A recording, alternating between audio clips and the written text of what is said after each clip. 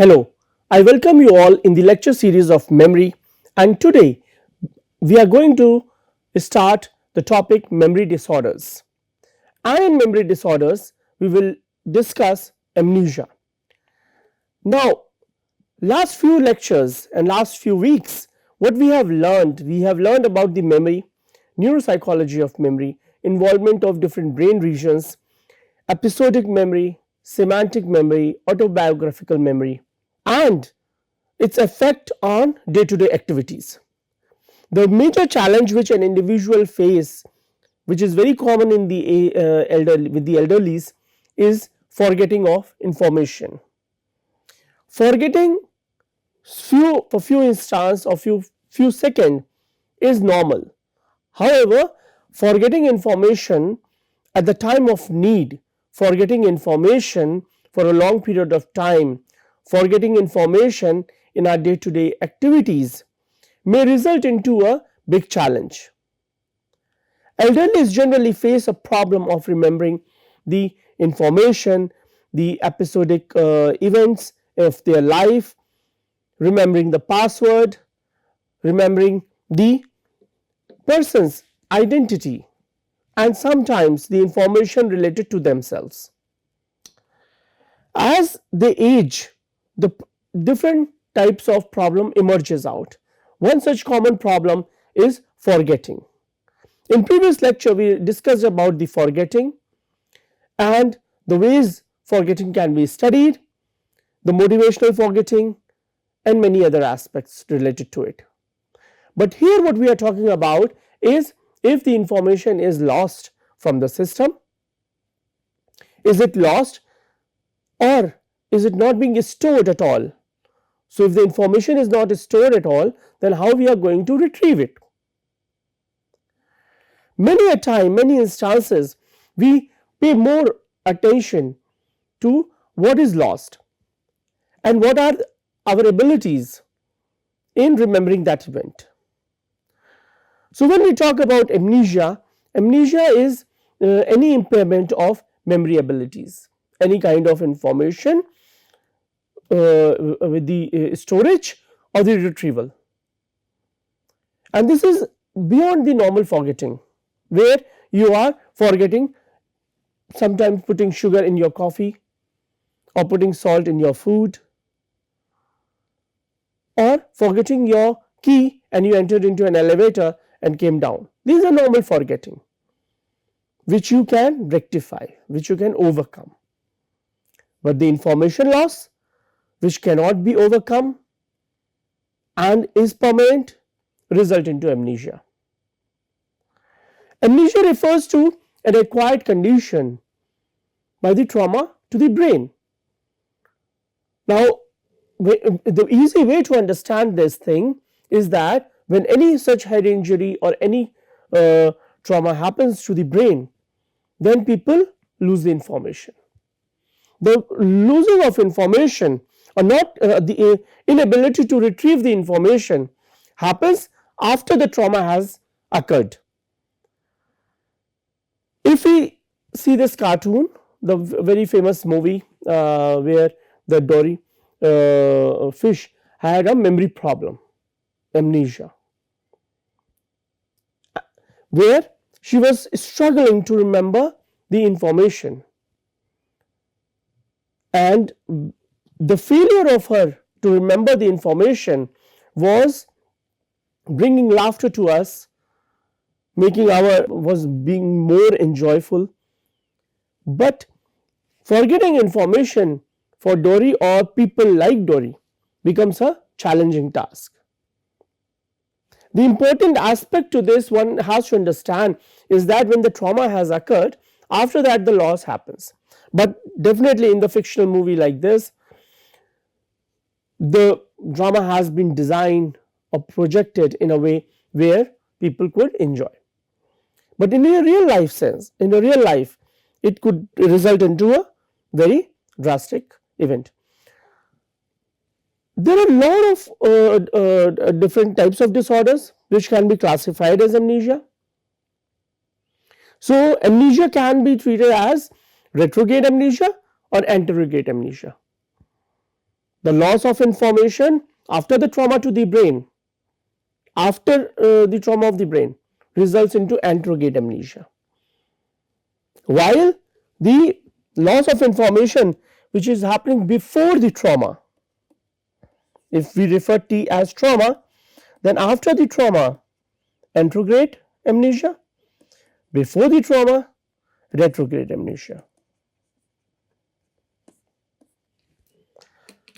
Now the major deficit could be is encoding new information into an episodic memory.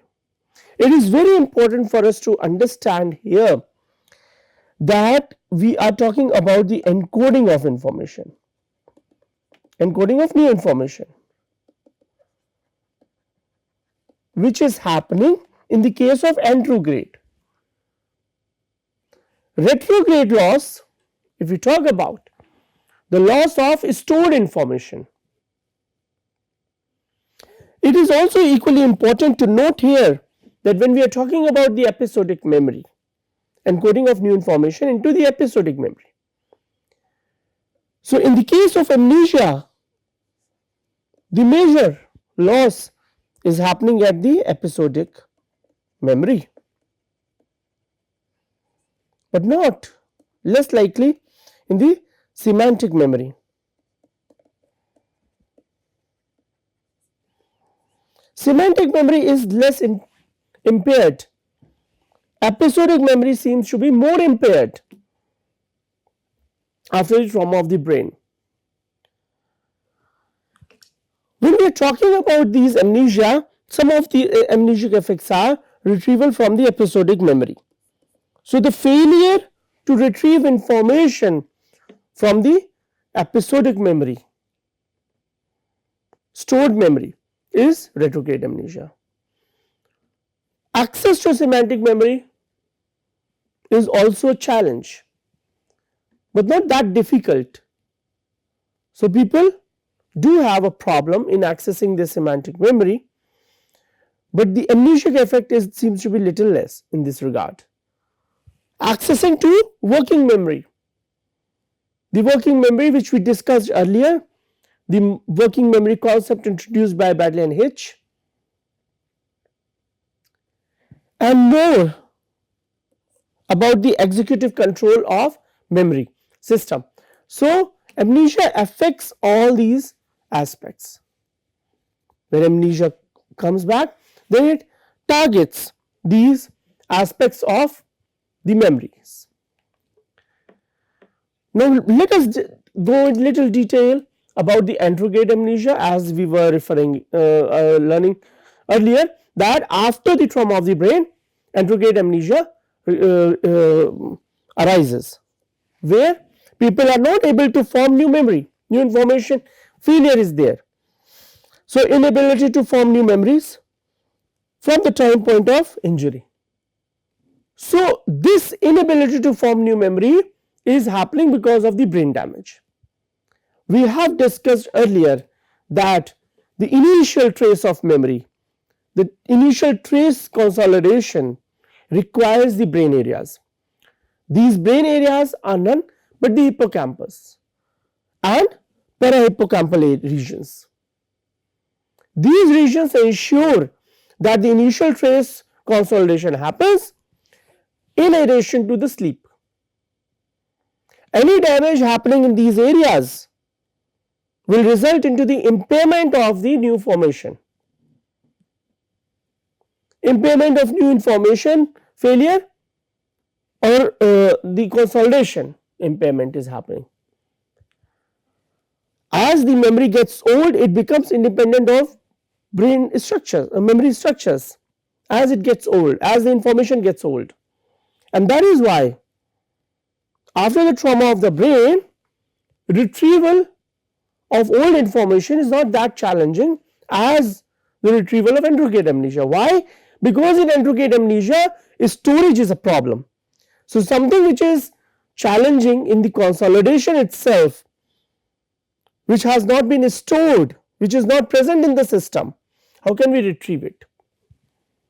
So sometimes people even discuss and have an argument related to amnesia, that probably it is not about the problem of storage.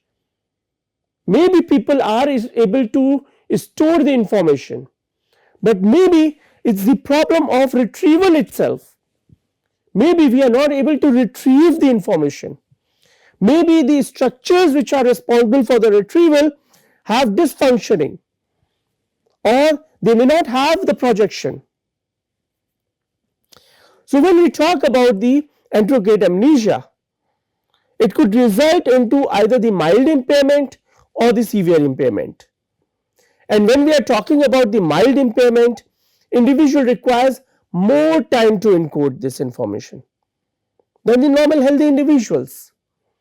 They have impairment, and this impairment is resulting into the failure of encoding information, and something which which has not been encoded cannot pass down to storage, and when something has not been stored cannot be retrieved.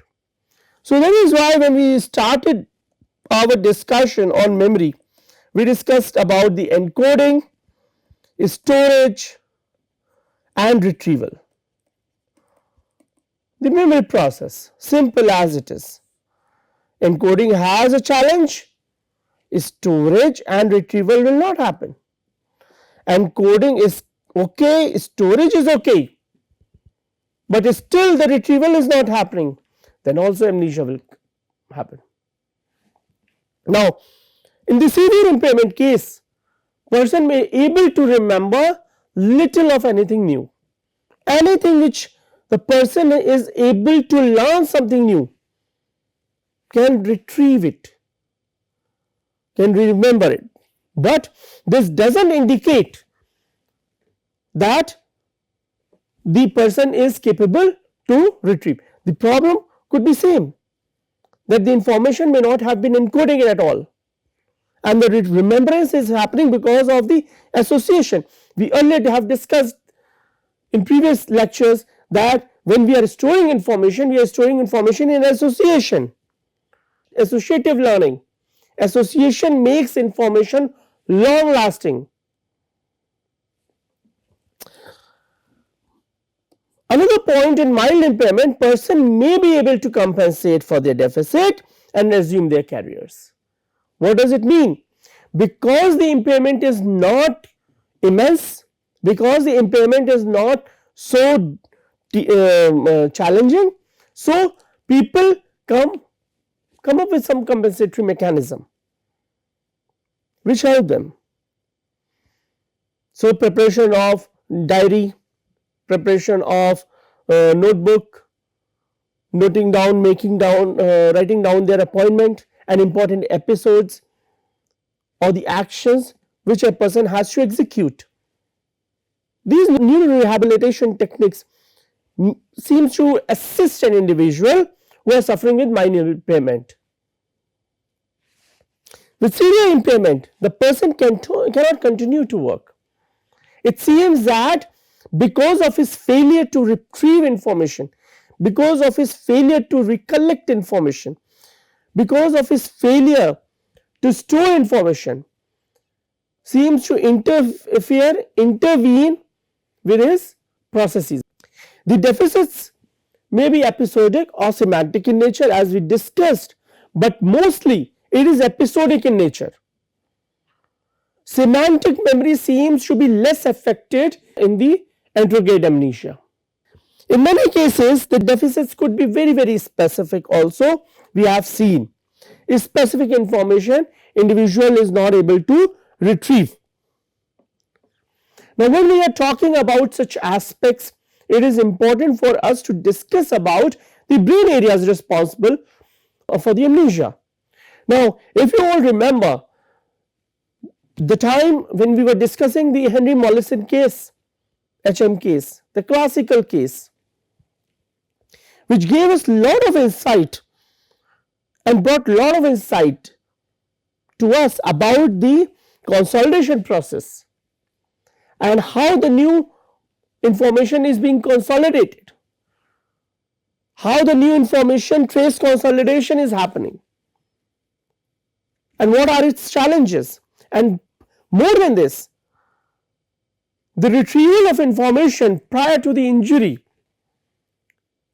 suggesting that the new information processing is impaired but the old information is intact, which means the old information is not dependent on the memory structures or the trace consolidation structures.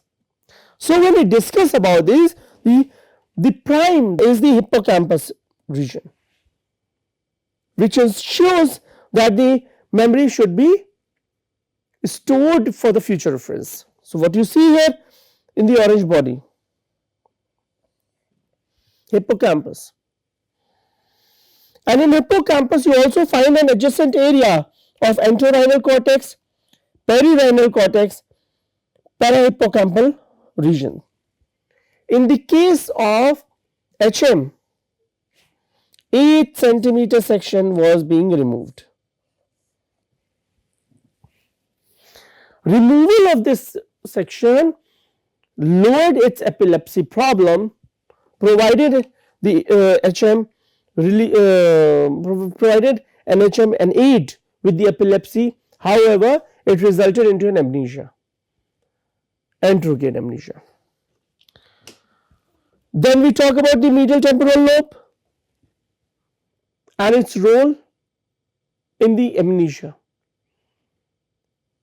And finally, the memory bodies of the diencephalogram, the stem, the brain stem. What we see is that these are the core brain regions responsible for trace consolidation or memory consolidation. And the projection of these brain regions to the frontal cortex and amygdala plays a major role in remembrance of the information.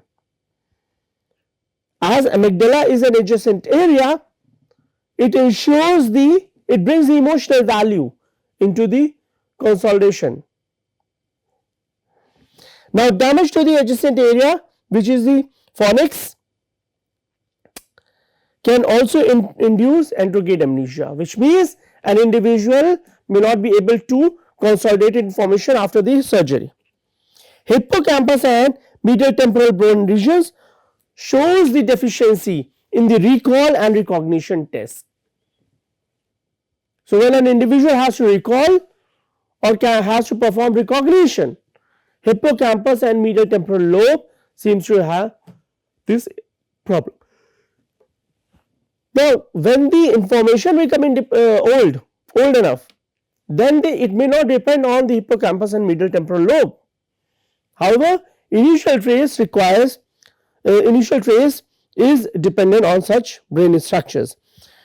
Damage to diencephalon shows relatively preserved performance on the recognition test. So, if the brain stem is being damaged, then it still preserves the information, which means the performance is not dependent on the diencephalon.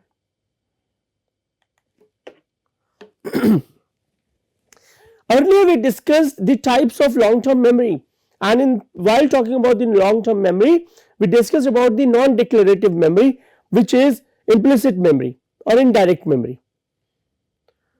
So the implicit memory in amnesia, what is it? It refers to the preserved ability to perform the task that are influenced by the past event. Indirectly, it influences your action without being aware of the event experience indirectly. In such cases, we discussed about the priming, we talked about the associative learning, we talked about the habituation, etc. Amnesic patients may sometimes show the influence of the earlier events, even when they do not recall those events.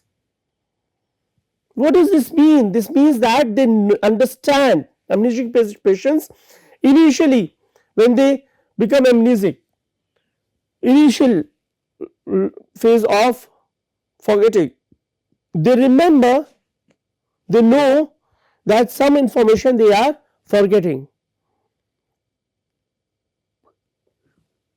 but as the time passes by, then they are not able to retrieve it. Implicit memory is the result of the influence of processing brain areas that are not directly involved in the episodic memory circuit.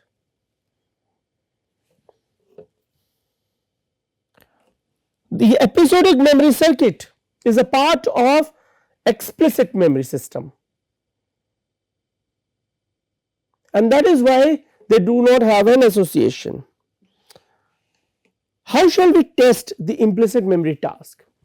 Very simple design, and this design is known as word fragment completion. And in this word fragment completion, participant is given some letters. They just have to figure out the word. As you can see on your screen, S underscore H underscore L underscore R. What is this word? If we think of this word, then we think of a scholar without much of an effort, because our context is an academic institution. So the word which fits in this context is the scholar. So similarly, you can see the in this task, participants are exposed to a word list like tiger, lion, zebra, panda, leopard and elephant. What are these? These are all wild animals. Participants then complete the word puzzle. They are not aware that they are the type of memory test. So word fragment, C underscore E underscore T A, so cheetah.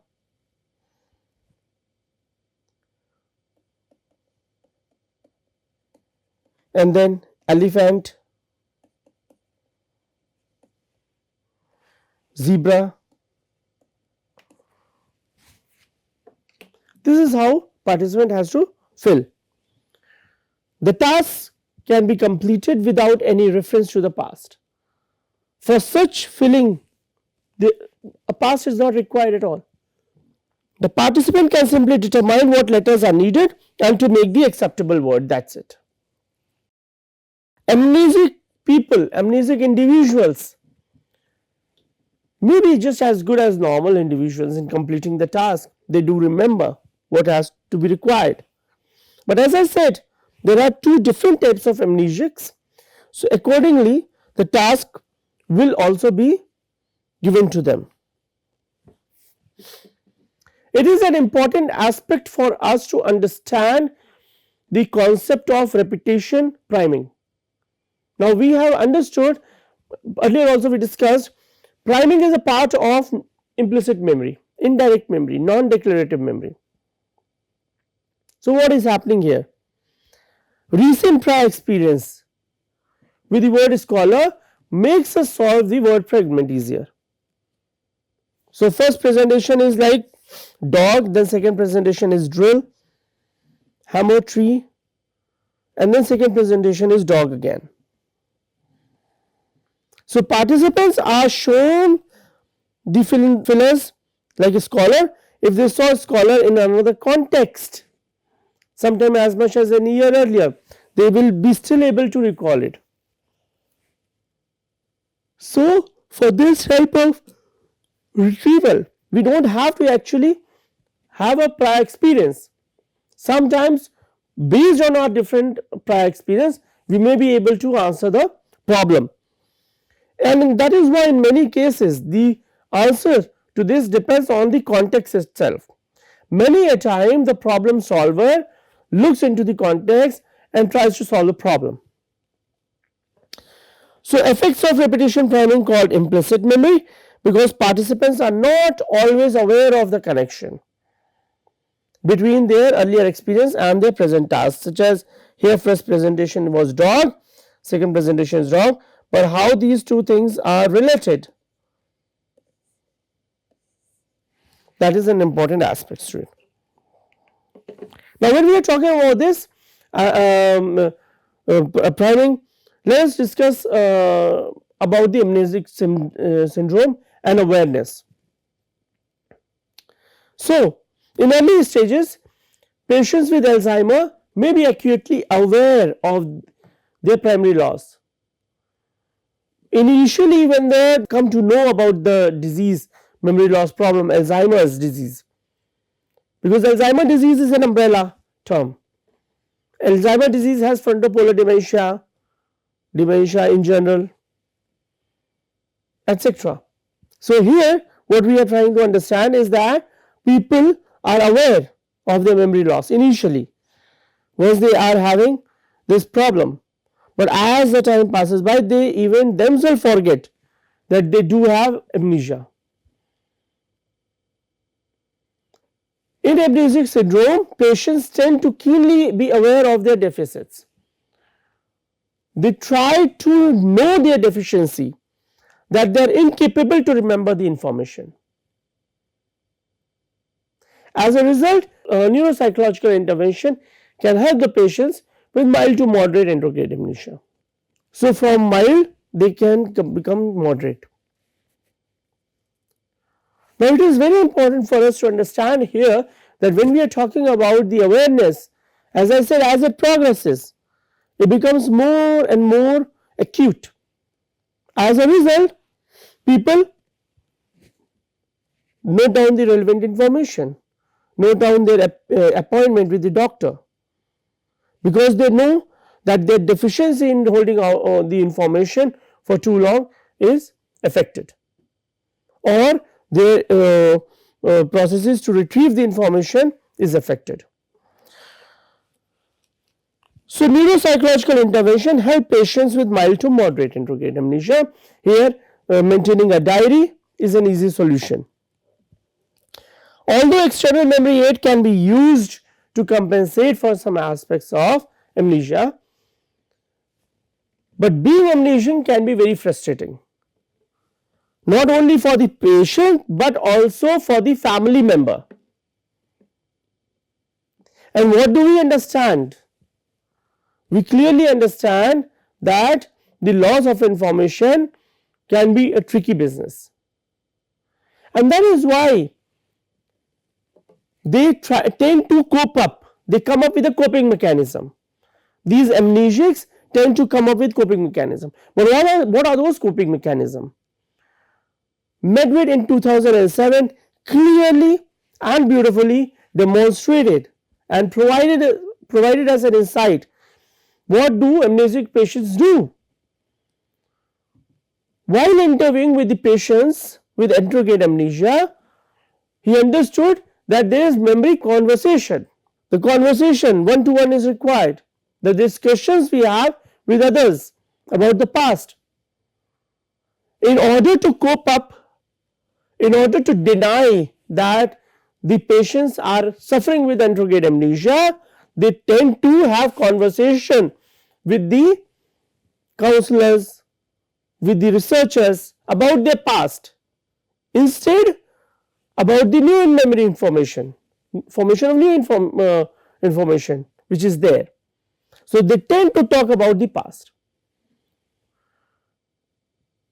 Even Medved mentioned that there are three major types of coping strategies. One is memory importation, another is memory appropriation, and memory compensation. What is memory importation? It describes that memory from before the injury as it had happened afterwards. So, they tend to provide lot of insight about the past before this injury, but after the injury it seems that it is very difficult for them to preserve the information. It seems it is very much difficult for them to have trace consolidation. Memory appropriation suggests that someone else repeated telling of the event. Retrieving of the event, retrieving of the episode, and how accurate that event is. Then the final coping strategy they come up with is the memory compensation. Rather than asking them answering a question about their past, they talk about the issues that have risen from amnesic syndrome. Why do they do that? They tend to compensate their failure, their deficiency, their dysfunctioning.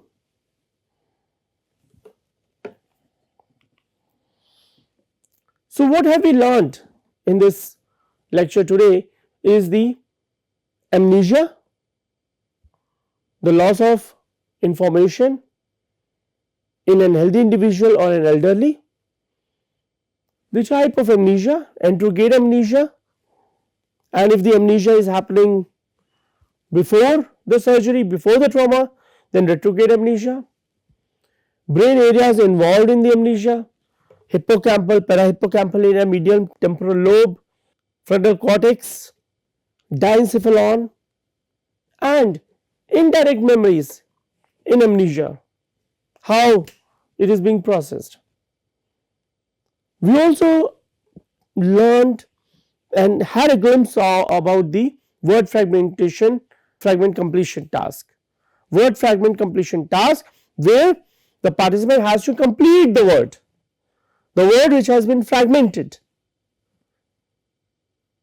And then we discussed about the repetition priming and amnesic syndrome and awareness.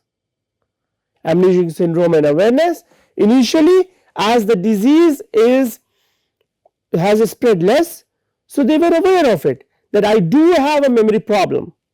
But as the disease progresses aggressively, they become unaware that they do have a memory loss problem also. Now, one thing we have to understand when we are talking about the amnesia,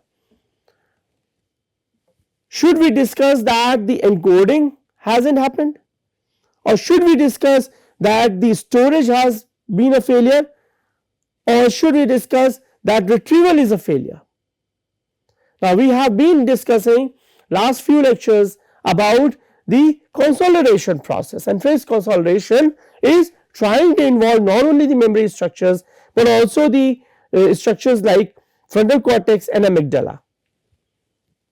And the involvement of all these three structures ensures how robust and how long lasting the information is going to be with the system or with the person and in the system, memory system. Such aspects are very important and crucial for us to learn, and in the coming lecture we are going to address about some more concepts and idea related to amnesia. Thank you.